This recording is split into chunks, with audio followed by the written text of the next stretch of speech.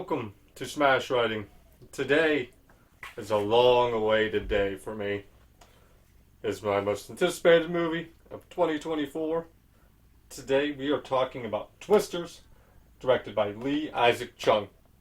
It's the sequel to one of my favorite movies of all time. I've talked about Twister a lot, but when I went into this movie, with no anticipations, no expectations of it coming close to the first movie. Because that'd just be a fool's errand. It wouldn't be right to the people in this movie to try to expect them to be better than what came before. So with that said, let's dive in, shall we? Heavy spoilers. If you want to avoid spoilers, skip to this time right here. Okay, now, with that said, let's dive in and discuss, shall we? The movie kicks off with Kate and her friends chasing a tornado.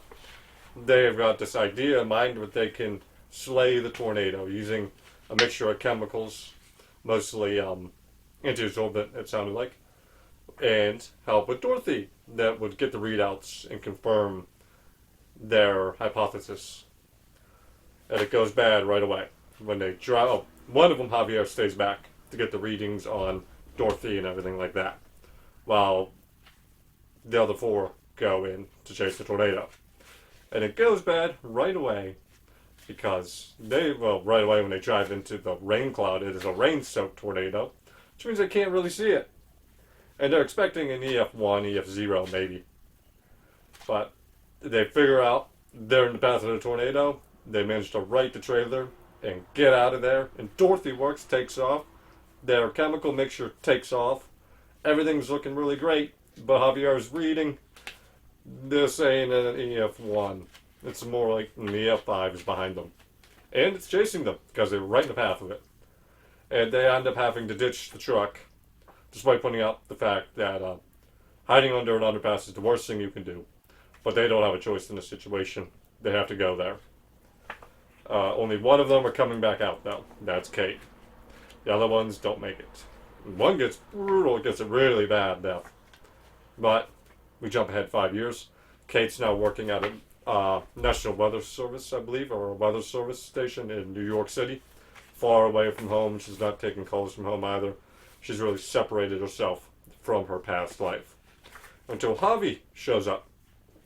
After the demise of his friends, he enrolled in the military and got a look at some of the radar, and he has a plan. He wants to set one up, one up on each side, and one in front, which will give them a 3D readout and a new way of looking and new way of studying tornadoes.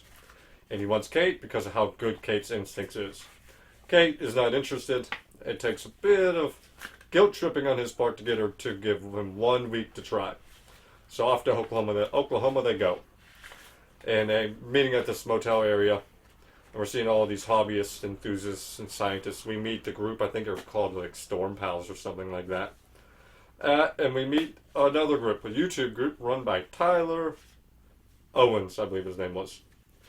And he is the tornado wrangler in his group of very obnoxious friends and colleagues, who takes an immediate interest in Kate, as she is deciding which supercell to chase after, which one she believes is going to produce a tornado.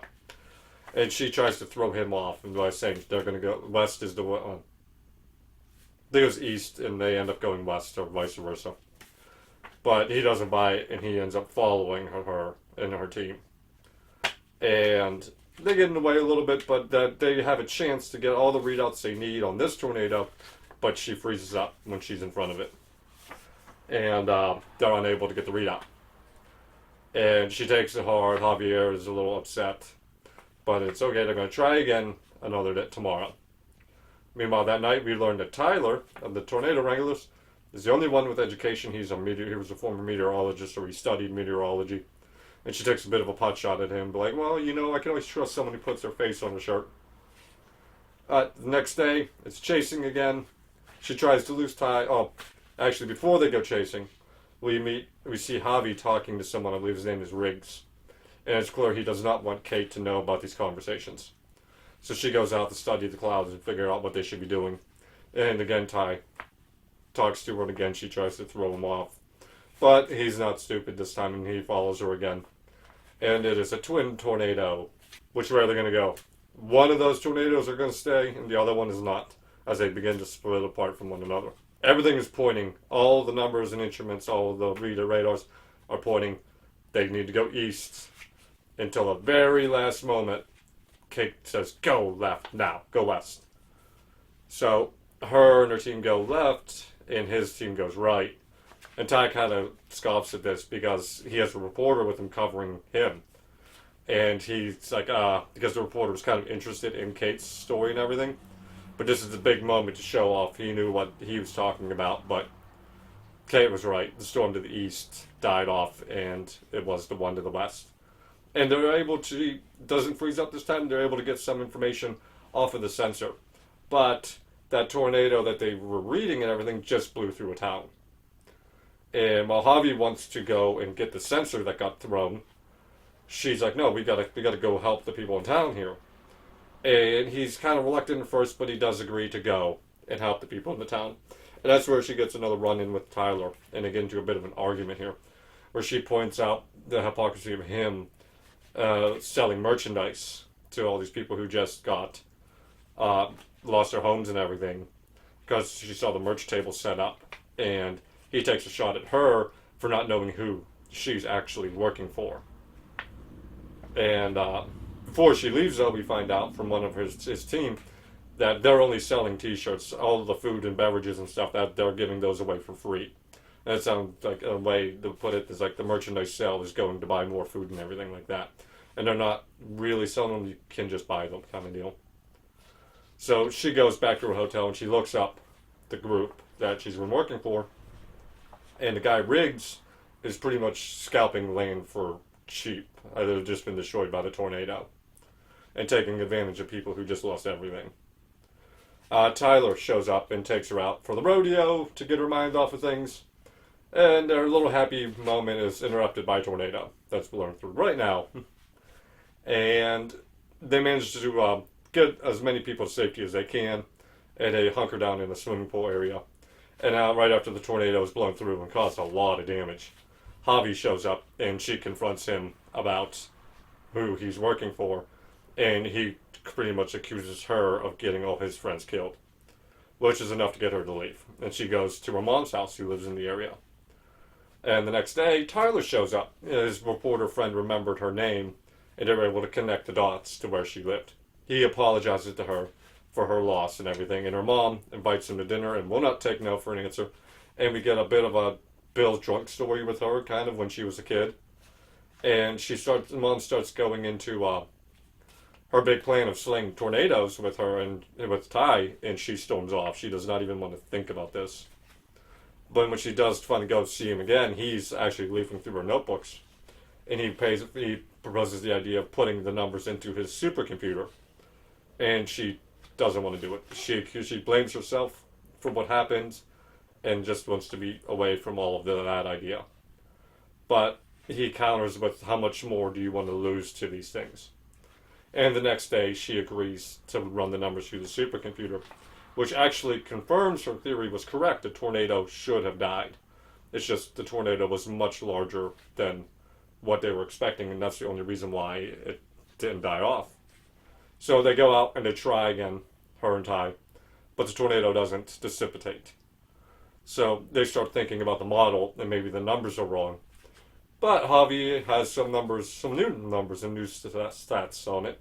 So they use the numbers from his radar and come up with the idea of silver isotopes, and then her idea. So they go out to try again, one more time.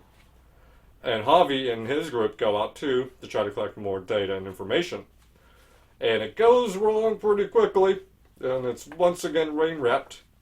And they don't see it until it enters a power plant and starts catching everything on fire, and it's still growing and becoming a beast of a tornado. And Javi actually ends up flipping his car, but he gets lucky as another piece of debris re-flips him over. And Ty and his crew and Kate decide, you know what, we can't do this right now. This is heading toward Reno, and we got to get in there and try to help them and warn them of what's coming. while Javi has to ditch Scott because Scott is arguing with him over they shouldn't go to town, they need to get these numbers. And it's a good thing too because Ty ends up getting trapped under debris and Javi is there to help get him out. But everyone is hunkered down in the movie theater and panicking because this theater is not made to withstand what's coming. So she takes Ty's truck out and is going to deploy her idea here. She does get it all off before it flips the truck, and it does appear like it might have worked. But even Javi, after all this, still saying, you know, the people are going to tell you this could have done it, or this could have done it, and there's no way of knowing. But you're going to go and you're going to get money and come back, and we're going to keep working at this and try to prove it was us. And Ty gets his final kiss at the airport with her after he drills his car into the cement outside of the airport. And that's Twisters. Pros. The visuals on this movie were fantastic. I know that they used some real tornado footage. I couldn't tell you which one was which though. But the visuals, phenomenal. This movie looked incredible. I loved the fact they had the rain-wrapped tornadoes. Those are really, really dangerous tornadoes and everything. And that the CG and everything was able to make utilize more than what came before. And the rain-wrapped tornadoes, the two of them that happened in this movie, looked great. The twins looked great too.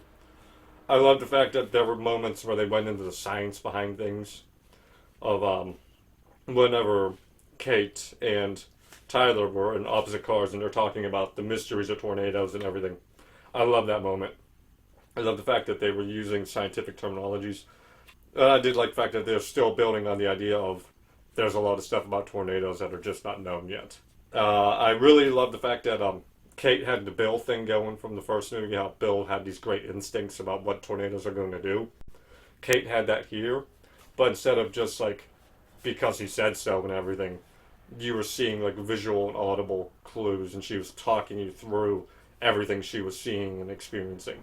I enjoyed the fact that they didn't just show you the storm chasing elements. In the first movie and everything, it's like chase the tornado, see the tornado, experience, you know, things being thrown and debris and destruction. But we saw them stop. Tyler's group, even when Tyler's group was the obnoxious group, you saw them stop in these towns and help out the people whose lives just were devastated. And I like the fact that they showed priority to that too. And that as much as they wanted to experiment, they needed to help people, and that was more important in the moment. Daisy Edgar-Jones, who played Kate, I think she did an incredible job, especially in the start of the chasing after the 5 years, where you're seeing the psychological moments of her freezing up and her in her own headspace still, and then still needing time, and grieving was not over yet, and she was not quite ready to just jump back into all of this. It took her some time to find her love for what she was doing again. I think at large moments throughout this movie, her performance stole the show. And then, yeah, like Glenn Powell and his team, minus Boone. At first, you know, I even kind of had this pegged from the trailer, right? His team were going to be loud and obnoxious and annoying, and they almost did too good of a job. Because when that moment came for the two sides to swap, and you like realized that this was a good group to be with and everything, you almost didn't want to do it. Because they were so goddamn annoying at the beginning of this fucking movie. But I think that this, on a rewatch, is not going to be a problem. Because I'll be more prepared for it and everything like that, and it's not going to be as jarring as it was on first watch. Except for Boone. I hated Boone from the trailer. I hated Boone in the movie. I kind of wish Boone would have been, you know, flung into a tornado. Dear God. But I don't think that's going to be a problem on a rewatch. Actually, I think I'm going to probably like this group more times out of rewatch this movie. Because I will be rewatching this movie. Let's get that out of the way. I love this movie. I did. The ending was a bit anticlimactic. It's going to be a time where I'm going to have to reference the first movie. The first movie ending, you know, it was a success, and you were happy because we saw Dorothy fly. And that was the only thing they wanted to do, was see Dorothy fly. In this movie, they had two different things going on. One, to find out more data with 3D rendering. And her idea of slaying the tornado. And yes, that is a huge science fiction idea, huge fantasy idea. But that's the idea you presented here. And at the end of it, even one of your characters is dismissing the idea that this actually worked. So whenever the tornado ceases and everything, you don't get to enjoy it because you're not sure if she had anything to do with it or if it was just a tornado that reached its end. And it fell flat because of it. And it's like, at least lean into the idea that, like she did it and her idea was correct. And maybe it was like a 1 out of 10,000 chance that this worked, but it worked here. Because the way it ended, it just felt anticlimactic and there was nothing joyous to get behind outside of the fact that they lived. The worst thing, though, the absolute worst thing about this fucking movie is the goddamn country songs. I don't like country music as it is. And this movie seemed to go out of the way to pick the worst ones. And there are so many. I wanted to yell at the screen by the end to knock it the fuck off. That's the worst part about this movie is the goddamn soundtrack. Outside of that, though, this is an A-minus movie. The visuals are excellent. The deaths are brutal. The character work is amazing. I love the psychology of Kate. I liked, even like Glenn Powell, like I said, he started off obnoxious, but by the end of it, he came around and you came around to him. It wasn't like he came around to this. You came around to him. And you got to see he's doing all this, but he's a nice guy. And his team, for the most part, are nice people. Minus Boone. It's just enjoyable, fun movie with a lot of carnage. Some tornadoes that looked amazing. Whether they were the real ones, the CGI ones, they look great. I love the rain-wrapped effects. I love the science that they were talking in this movie, minus the slaying of the tornado. But it was just a fun movie, and that's all I really wanted. That's all I wanted from Twisters, was it to be a fun movie, and it delivered A-minus. And with that, have a good day, night, evening, afternoon, night, whatever, wherever you are. And as always, bye-bye.